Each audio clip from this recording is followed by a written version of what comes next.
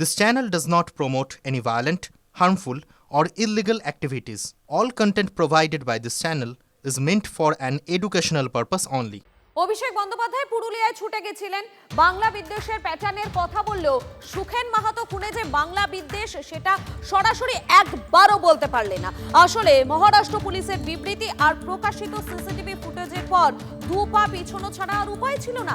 সেই কারণেই পুরুলিয়ার ঘটনা বলা সত্ত্বেও আর মিটিং মিছিল বিশেষ হতে দেখা গেল না। তড়িঘড়ি ইস্যু তৈরি করায় বিড়ম্বনায় পড়তে হলো কি? পুরুলিয়ার পরিযায়ী শ্রমিক সুখেন মাহাতোকে কেন খুন করা হয়েছে?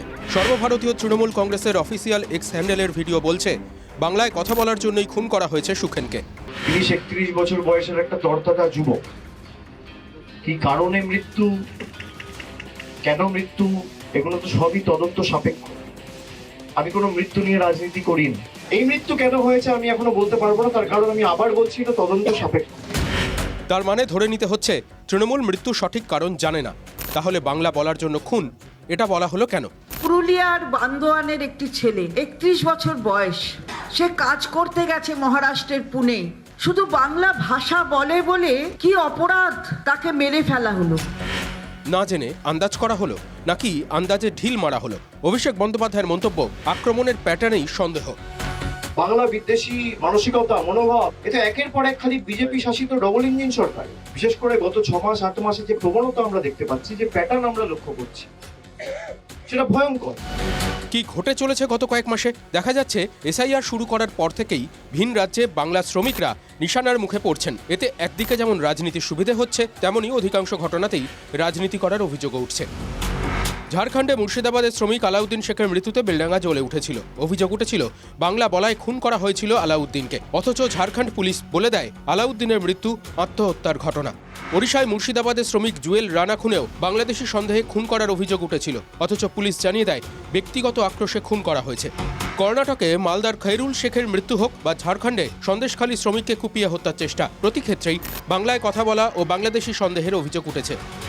সুখেন মাহাতোর খুনের পরেই এক্স হ্যান্ডেলে তীব্র প্রতিক্রিয়া জানান মুখ্যমন্ত্রী মমতা বন্দ্যোপাধ্যায়। তারপরেই অভিষেক বন্দ্যোপাধ্যায় নিহতের বাড়ি যাবেন বলে স্থির হয়ে যায়। কিন্তু তারপরে ঘটনা অন্যদিকে মোড় নেয়। মহারাষ্ট্র পুলিশের দাবি এবং প্রকাশিত সিসিটিভি ফুটেজ হাতিয়ার করে আসরে নামে বিজেপি। কদিন আগে বেলডাঙ্গার ঘটনা দেখেছি, তখন বলল সংখ্যালঘু নাম দেখলে, বাঙালি দেখলেই মারছে। এই ছেলেটা কিন্তু সংখ্যালঘু ছিল না। এই প্রথম অন্তত একজন হিন্দুর হয়ে মিথ্যে হোক, রাজনৈতিক প্রপাগান্ডা হোক, তৃণমূলকে রাস্তায় নামতে দেখলাম। আবার পিছিয়ে যাবে স্বাভাবিক, মাহাতো টাইটেল নিয়ে আর কত কাহাতক এগোনো যায়। কোনো ঝামেলা নাই আমার চায়ের, কিভাবে হয়েছে সেটা আর আমি কি করে জানবো? বাইরে গিয়ে খুন হয়ে যাওয়া মানে সে বাংলা ফাঁসি বলে খুন হলো, এরকম করে একটা স্ট্যান্ডার্ড কোনো গাইডলাইন হতে পারে না। কিছুতে একটা ইস্যু তৈরি করা হবে কিন্তু সমস্যার সমাধান হবে না। अभी तक हमने जितना तपास किया है उसमें इस तरह की कोई भी घटना सामने नहीं है, इस तरह का कोई भी क्लू सामने नहीं है कि किसी कम्युनिटी को टारगेट करके ये जो है वो क्राइम हुआ है। ব্যক্তিগত আক্রোশের তত্ত্ব যত জোরালো ততই কি লঘু হচ্ছে? বাংলাদেশি সন্দেহে খুনের অভিযোগ ইস্যু বানাতে গিয়ে তাড়াহুড়ো হয়ে গেল না তো? উল্টে পরিবারের সদস্যকে চাকরি, পরিবারকে আইনি সহায়তার মতো প্রতিশ্রুতি দেওয়া হলেও পরিযায়ী কেন হতে হচ্ছে, এই প্রশ্নটাকেই খুঁচিয়ে ফেললো না তো ঘাসফুল শিবির?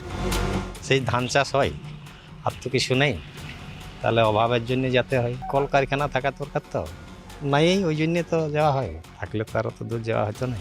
সেরকম কাজ পাইনি। প্রত্যেক ঘরে কি 100 জনের মধ্যে তো 0.5% করে আর কি।